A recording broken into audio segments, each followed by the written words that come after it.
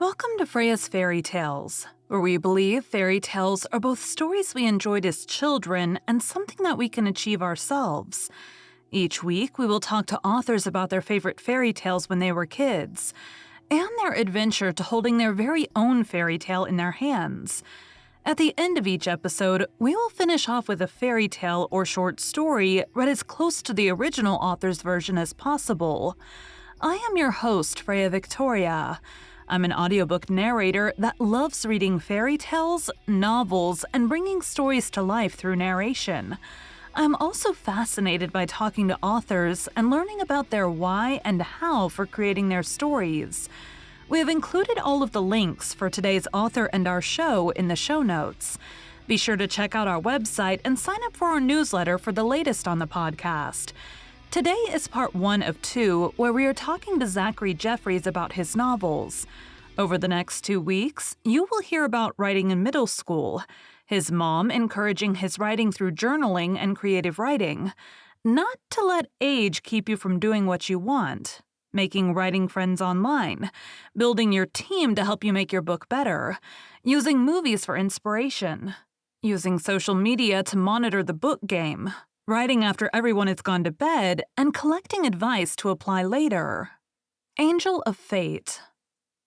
This Grim Reaper just met his fate. High school sophomore Michaela Colfax was perfectly happy with her life, until she inherited a mysterious pair of scissors. They don't cut, but when holding them, Michaela begins seeing things like lines between people, connections. With the scissors, she uncovers the ancient power of her lineage of Greek fates. If Grim Reaper in training Kane Morgan messes up one more soul harvest, he'll remain a disgusting human for the rest of his existence. But his new target has supernatural connections tying it to Earth. Now Kane's only hope is to find some force powerful enough to cut these ties. Can Michaela embrace her destiny fast enough to preserve the balance of life and death? Can Kane tolerate a human long enough to make Michaela into the fate he needs? And for the love of the gods, can the two of them work together for 1 minute without fighting? So the podcast is Freya's Fairy Tales, and that is fairy tales in 2 ways. All of us either watched movies of or listened to our parents telling us or read our own fairy tales or short stories when we were a kid. And then it's also the journey of spending weeks, months, years working on your own books to then get to hold it in your hands as a fairy tale for you as well. So I like to start off with, when you were a kid, what was your favorite fairy tale or short story, and did that favorite change as you got older? I was definitely into the Greek mythology was were Mm, were my fairy tales growing up. Specifically, my mom was an was an English teacher at the time, okay. and so it might have been a little more literary than some people. Yeah. We didn't get the Disney versions. We got books out of a or we got stories out of a Greek mythology book, and Mhm. I always loved the story of Theseus and of the gods. I always liked to hear about Hermes and the Muses and Orpheus and all of that, all of those fun things. And I don't know. I believe that those always stuck with me a lot Mhm. more. There were some Aesop's fables as Mhm. well that I really liked. Probably when I was a little younger, with the animals Right. uh, as the main characters, and I was a little brother, so the idea of a mouse saving a lion was just amazing to me, and something Yeah. that Well, and I as you're a dreamed. kid, those are much shorter stories than, like, some of the Greek mythology ones. Hmm. So, like, I've done a couple Aesop's Fables on here, and those are just very it's usually, like, 1 or 2 paragraphs, and that's the entire Oh story. yeah. Oh yeah. Oh yeah. So, when you're a Absolutely. kid, easy to hold your attention for those short stories there. Oh, absolutely. And the anthropomorphism of animals is so fun and wild. And I think it just Mhm. makes sense that yeah, that's something greater for the younger kids. And then as you age up, you get, in my case, incredibly violent and sexual stories of Greek mythology. All right. And so at what age did you start writing, even if it was just like, short stories in school? What age did you start writing stories of your own? Probably like middle school. Mhm. I did some because my mom was an English teacher. Like it was very important for her, or she instilled that it was very important to like journal and things like that. And creative Mhm. writing was a good way of self expression. So there was a lot of that always going on. I remember in high school, what did I write? I wrote a play, but it was a play about a TV show. It was weird, and but I mean, once I started writing, I was always writing. I've always written plays or movie treatments or something, and it took me a long time before I even started looking into uh, writing novels. Okay. And so I saw you have one book published now and then your other one comes out on the 14th of February. So how long did it take you, or do you have another book written under a different name, and how long did it take you to write the first one? Yeah, I do have another pen name. I have Z Jeffries. I've been writing middle grade sci-fi Okay. for a while. That's I rapid released a series back in 2020. Okay. And then these books, generally my drafting process is like 3 months, and then another 6 months of fudging with it. But it took a long time to get it down Mhm. uh, to that much. But yeah, I did not really start approaching writing a full novel until I was mid 30s. Okay. Yeah, and before that, there was just a lot of theater, a lot of short stories. I had in my head that novelists were men in their mid 50s who had already lived lives or Cuz that's something. the ones you see on the news and stuff. Like Yeah, Stephen yeah. King and, all those are all, well, not old when they started, but older now. Hmm. Yeah, Yeah. you have this in your mind that it's all retired journalists or these Hemingway stories Yeah. of people who've already lived, and that's just not true. And I finally started doing it thanks to NaNoWriMo. Really helped me buckle down and see that it was a possibility for Mhm. myself. Well, then you have authors like Christopher Paolini who wrote in Oh high yeah, school, or I yep. think middle school he started the first book. So, the ones you see more on the news, but I remember seeing, cuz him releasing those books was around the time I was in school, and so seeing him and like, "Oh my gosh, it's so cool. He's like close to my age as he's releasing these and, being made into terrible movies that definitely don't follow the books." But I own all the books and I've read them multiple times now. Yeah, I Mm. had a friend in, it might have been elementary school, where he told me, he's like, I'm writing a series of fantasy books. And I was like, oh, that I guess that's a fun way to spend your time. But I mean, you're not 50, so it's not going anywhere. Like in my head, that was just like, I guess this is your new hobby. You quit the scouts, and now you're gonna write six not fantasy novels.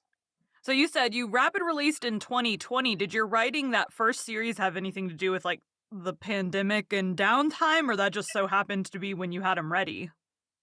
No, that's when I had them ready. My uh what inspired me, what really got me to hunker down and write through all of those was the the feeling of helplessness that I had around 2016 that I think some other Americans might have had.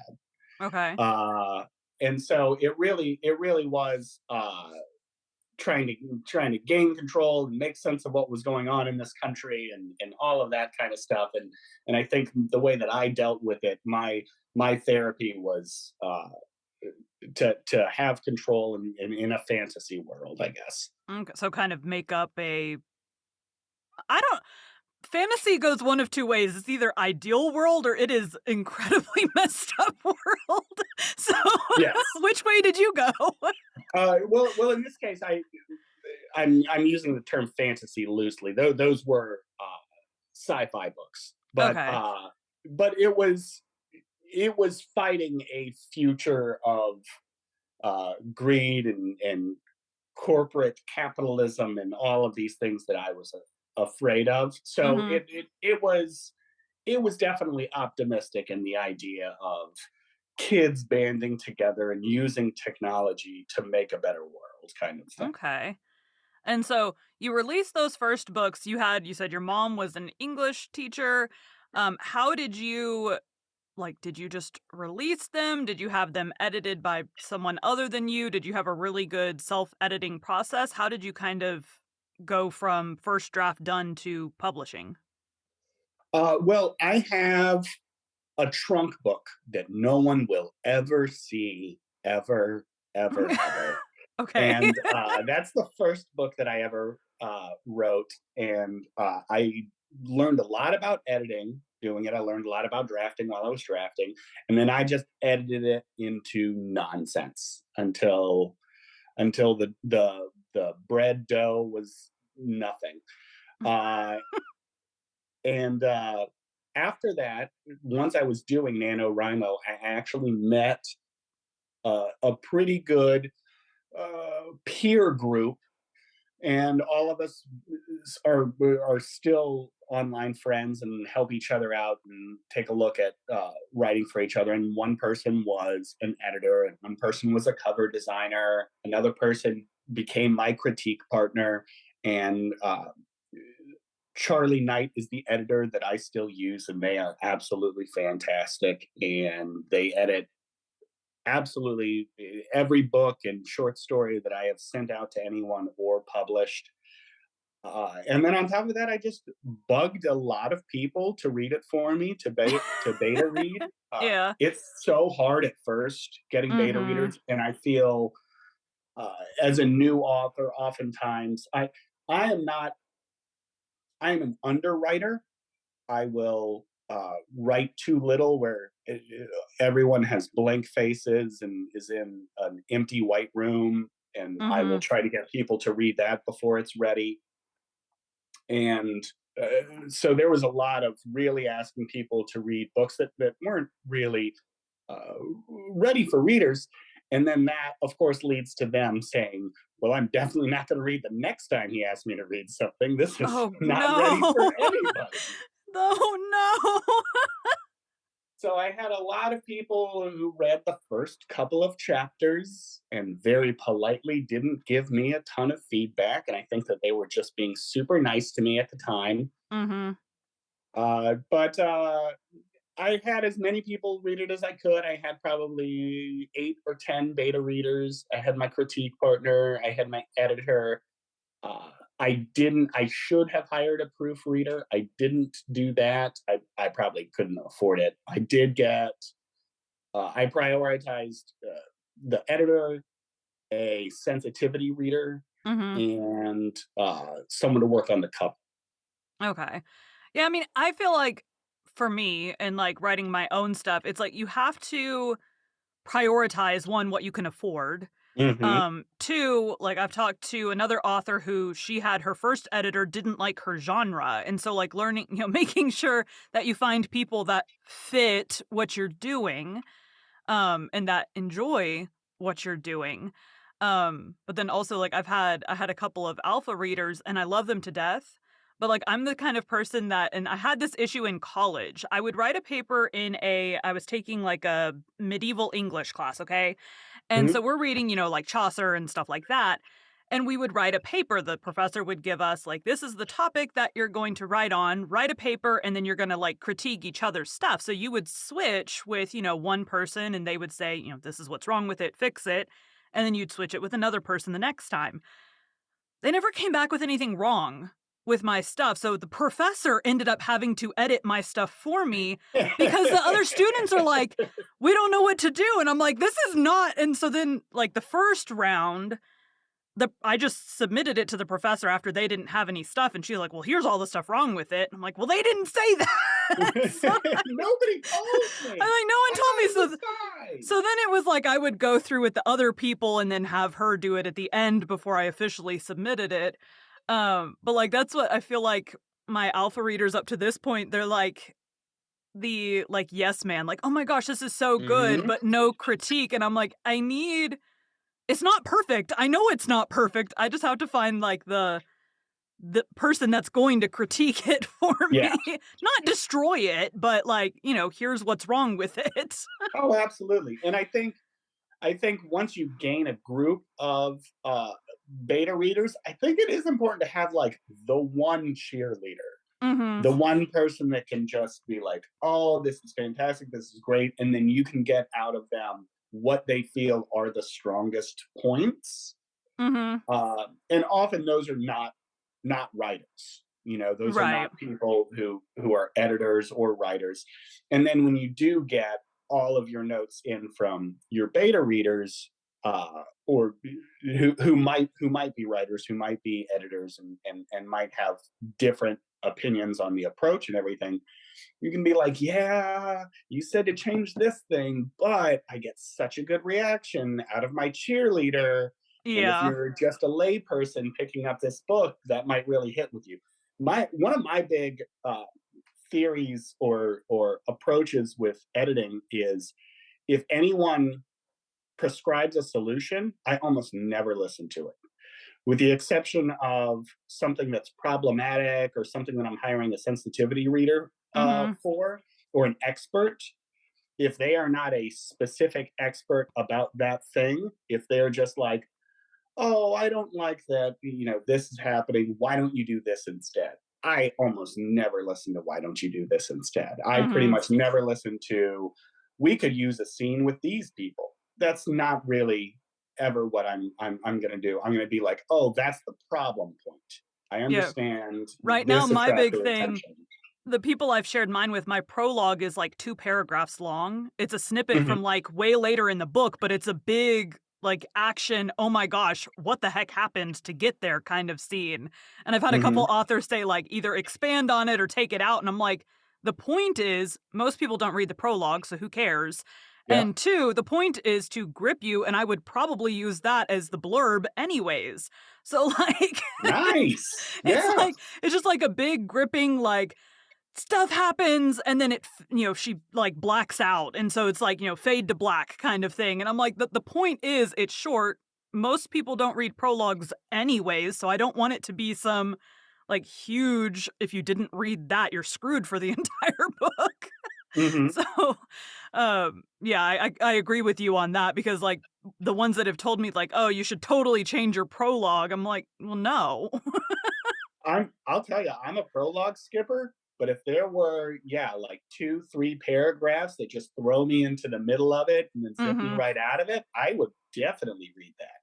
Well, and seeing that, because I mean, I know I've read books where the prologue is like ridiculously long. Yep. It's like my husband is also writing a book, and his prologue is basically the like kind of call to action history of how we then get into chapter one. So, like for Mhm. him, and I told him when he started writing, like, just know that some people won't read your prologue. So, don't make it, if people then complain, like, well, I didn't know the history of it, you can be like, hey, you should have read the prologue. Like, Yeah. so his is more like military type, and mine is more like sci-fi fantasy type. His is still fantasy technically, but it's got more of a military feel than mine does. Mhm. But yeah, So so it's then he like, has, like, history of battles and wars that are kinda his is necessary to like, leave up. so we're both superhero, like adult superhero books, which doesn't happen often. So Mhm. his is more, his thing is like the government's call to order to make this thing that his whole book is about. Where Okay. my prologue, like I said, it basically jumps you into like chapter 10 or something. You see a snippet of that. um, Big high action scene before you get into, the rest of how did we get here in the rest of the book. Yeah. Yeah. So Nice. so you wrote the middle grade series, you rapid released that, and then you started writing this other series under a different name.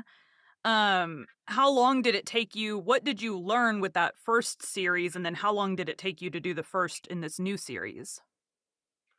Um, well, the first in the new series, I kind of cheated. I took there's as a writer, you're always asked like, where do you get your ideas and where do you get your ideas? Mhm. And this for my last book called The Unseen Curse.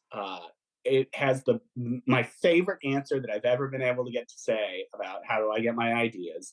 And there's a movie called Copland. It was this Okay. 90s movie, and it's this ensemble cast, and it's about a small town sheriff who uncovers this giant conspiracy for a bunch of New York cops that live in this New Jersey town. And all this cover up and murder and all of this kind of stuff. And I really love the movie. I watched it several times, and I just finished it once, and I thought, wouldn't that be cooler with wizards? From then, I attempted to write it once or twice years ago. Almost all of Mhm. my books I had attempted to write once or twice, often as like short stories or something that didn't work out. Mhm. So I had put in 20,000 words once or twice, attempting to do it probably with a an earlier NaNoWriMo, and then it took probably 3 months to draft.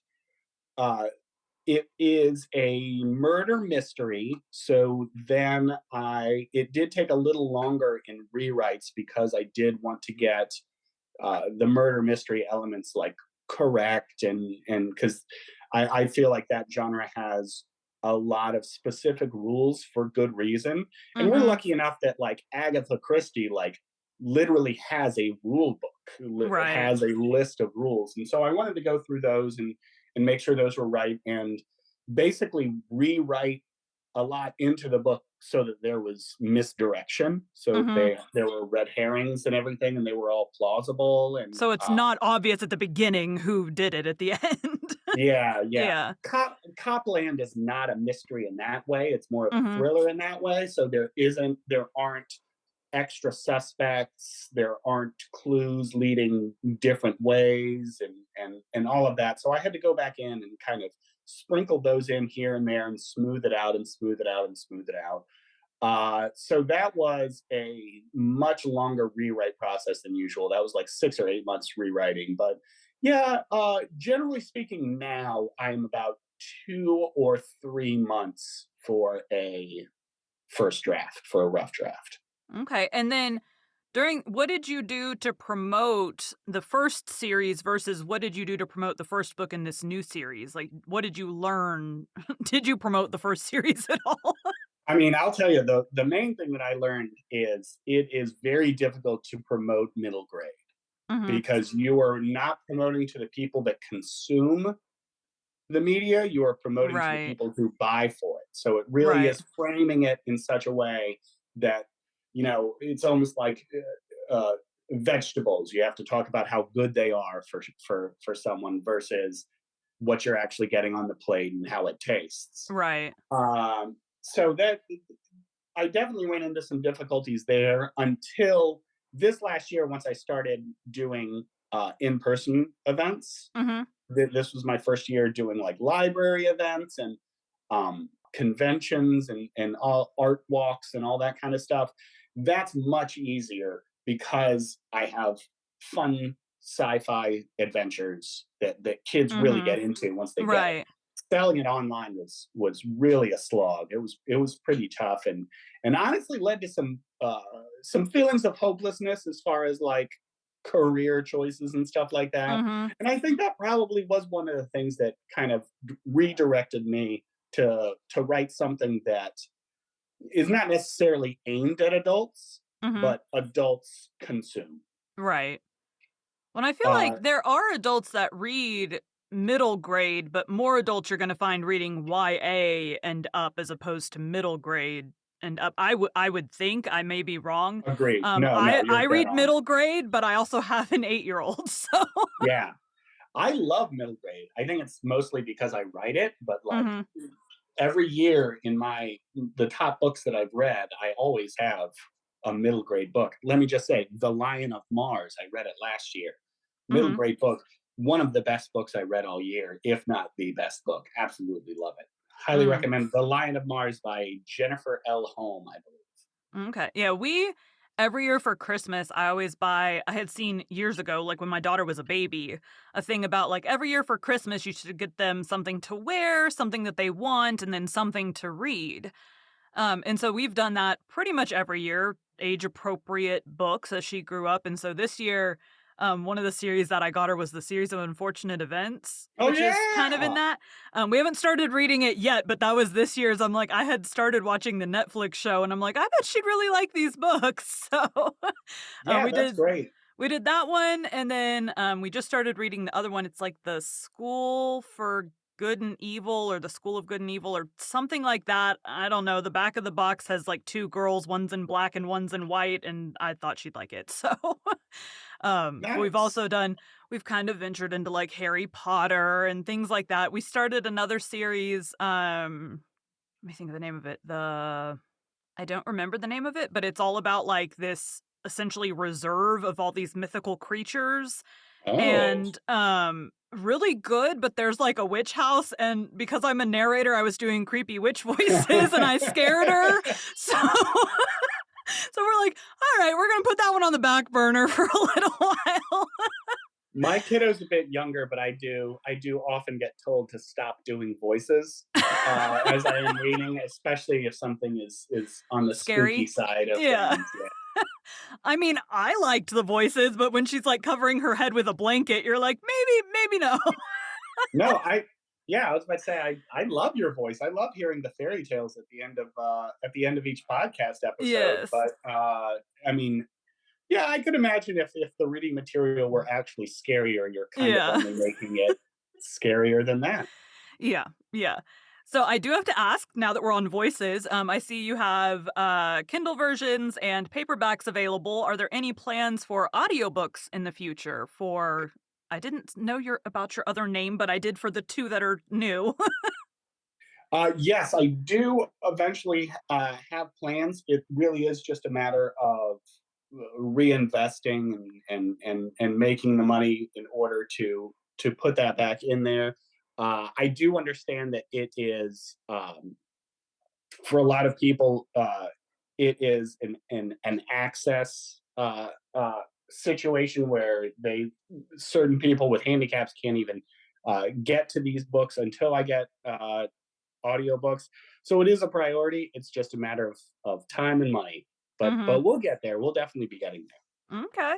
Yeah, that's I've seen, recently I just came across a video like 2 days ago of a lady that was like, "You know that, like, you can get an audiobook made for nothing up front because you can do" which she it was not deceptive, she was totally honest, like, you can get an audiobook made for royalty share where there is no money coming out of your immediate pocket, it is all from your royalties, but she makes the point of, like, you wouldn't have an audiobook anyways, so, like, you're just talking about splitting your royalties, you're not out anything at that point, so, no, there are some not very well done royalty share books, and then there are some very well done.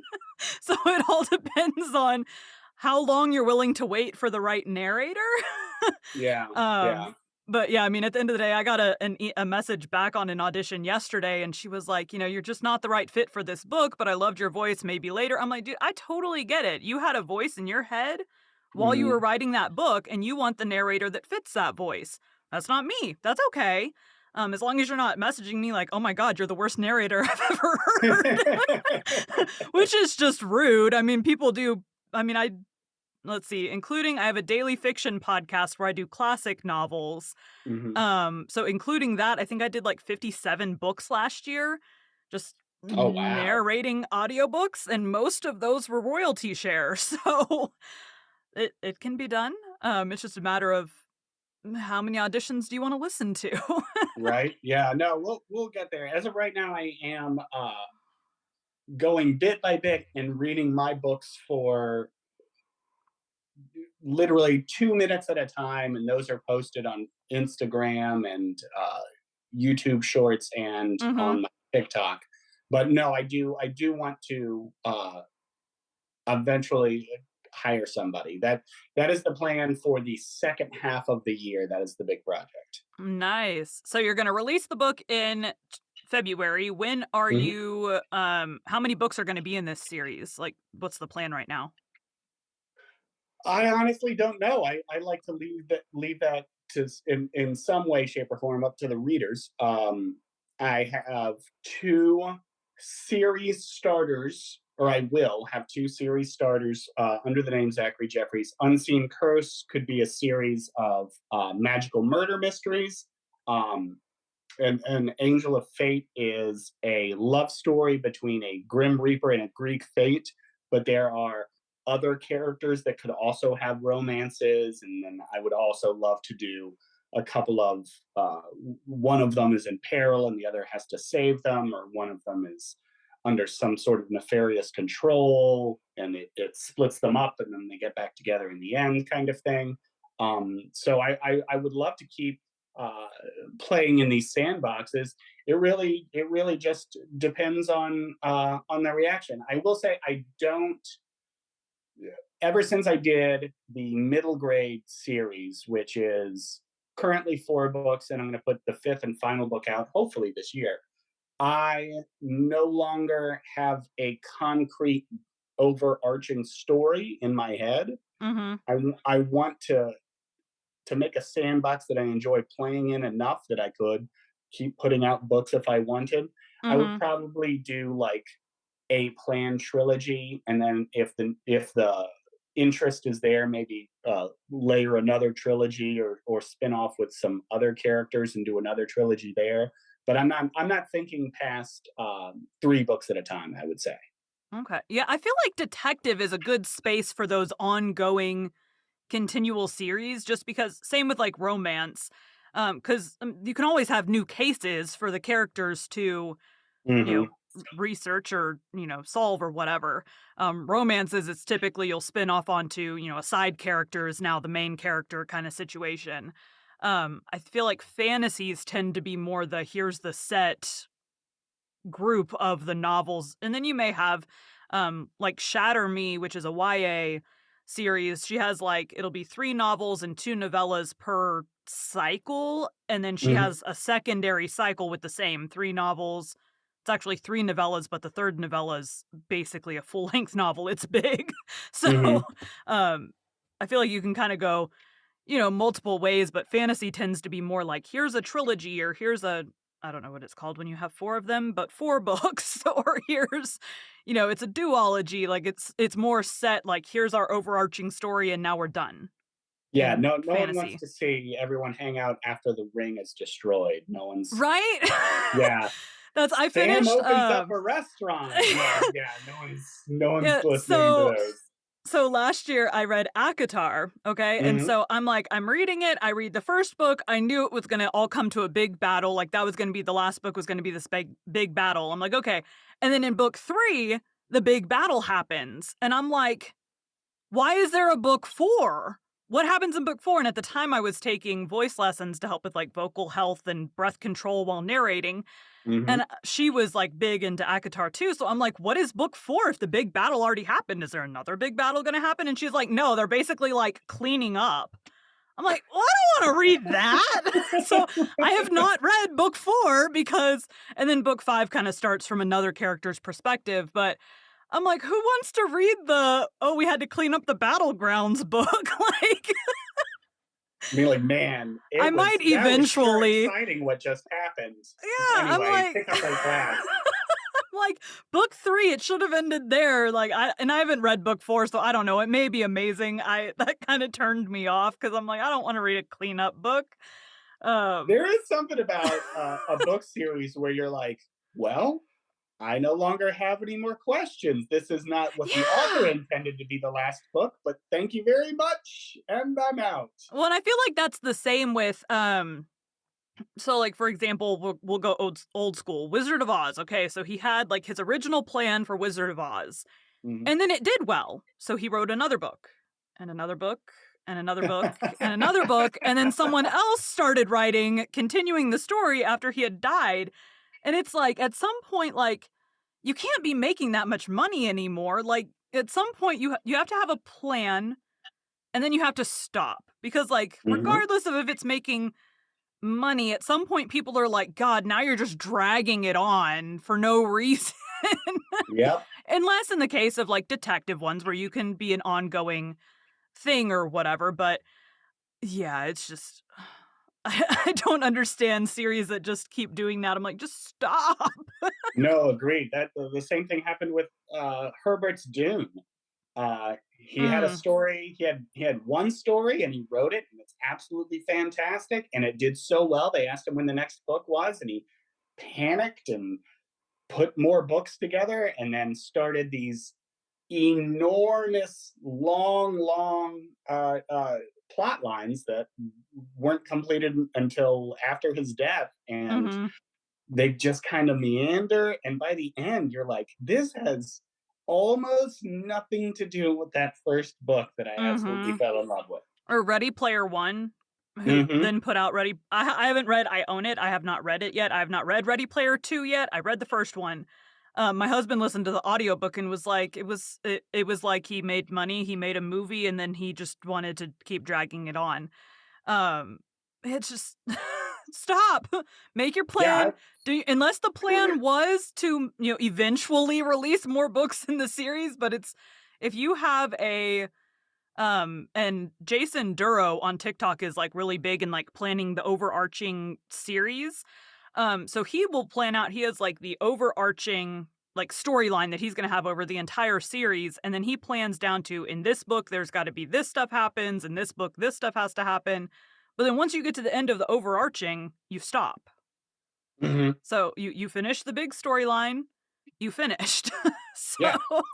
And you did it. that's Congratulations. yeah, you finished it. Now you whatever the next story idea was, you go with that, or, maybe you in the middle got bored and wanted to write another book in the middle there, you keep on with that storyline or whatever, but, um, I've come to learn not many authors stay with one storyline and then move on to the next one. There's usually Hmm. multiple ones being written at the same time. Zachary Jeffries liked Aesop's fables growing up. Aesop's Fables, or the Aesopica, is a collection of fables credited to Aesop, a slave and storyteller who lived in ancient Greece between 620 and 564 BCE. Of diverse origins, the stories associated with his name have descended to modern times through a number of sources, and continue to be reinterpreted in different verbal registers and in popular as well as artistic media. The fables originally belonged to oral tradition and were not collected for some 3 centuries after Aesop's death. By that time, a variety of other stories, jokes, and proverbs were being ascribed to him, although some of that material was from sources earlier than him, or came from beyond the Greek cultural sphere. The process of inclusion has continued until the present, with some of the fables unrecorded before the late Middle Ages and others arriving from outside Europe. The process is continuous, and new stories are still being added to the Aesop corpus, even when they are demonstrably more recent work and sometimes from known authors. Manuscripts in Latin and Greek were important avenues of transmission, although poetical treatments in European vernaculars eventually formed another. On the arrival of printing, collections of Aesop's fables were among the earliest books in a variety of languages. Through the means of later collections and translations or adaptations of them, Aesop's reputation as a fabulist was transmitted throughout the world. Initially, the fables were addressed to adults and covered religious, social, and political themes. They were also put to use as ethical guides, and from the Renaissance onwards were particularly used for the education of children. Their ethical dimension was reinforced in the adult world through depiction in sculpture, painting, and other illustrative means, as well as adaptation to drama and song. In addition, there have been reinterpretations of the meaning of fables and changes in emphasis over time. Today we'll be reading The Lion and the Mouse by Aesop. Don't forget, we're reading Les Morts d'Arthur, the story of King Arthur and of his noble knights of the Round Table on our Patreon. You can find the link in the show notes. The Lion and the Mouse. A lion was awakened from sleep by a mouse running over his face. Rising up angrily, he caught him and was about to kill him. when the mouse piteously entreated, saying, "If you would only spare my life, I would be sure to repay your kindness." The lion laughed and let him go. It happened shortly after this that the lion was caught by some hunters, who bound him by strong ropes to the ground. The mouse, recognizing his roar, came and gnawed the rope with his teeth and set him free, exclaiming, "You ridiculed the idea of my ever being able to help you, not expecting to receive from me any repayment of your favor. Now you know that it is possible for even a mouse to confer benefits on a lion." Thank you for joining Freya's Fairy Tales. Be sure to come back next week for the conclusion of Zachary's journey to holding his own fairy tale in his hands, and to hear another of his favorite fairy tales.